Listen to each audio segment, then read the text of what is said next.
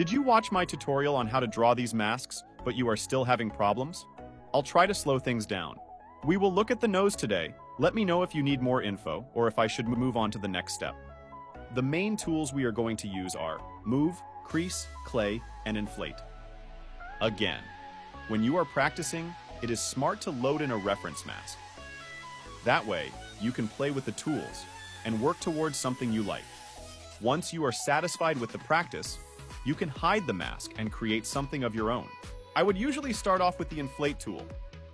Get the nose to the thickness you like, or get it to the thickness of your reference mask. If you keep moving your pen on the screen, it will keep inflating even when you are on a low percentage. So do it in small strokes. Otherwise, when you use the undo button, you will lose everything instead of just that one stroke. For the move tool, I usually work with a low to mid-range percentage and a mid to high-range radius. Work in the same way, small strokes and let go in between so you can undo single strokes if needed. For the nostrils, we use the trim tool in lasso mode. We will use it in a slight angle instead of from below, otherwise the holes will come out on top instead of out the back.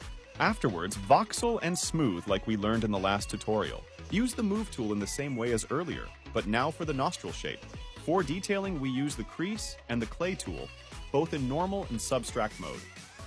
Like we learned in the last tutorial, we know we should have a mid to high range voxel if we want to draw high detail.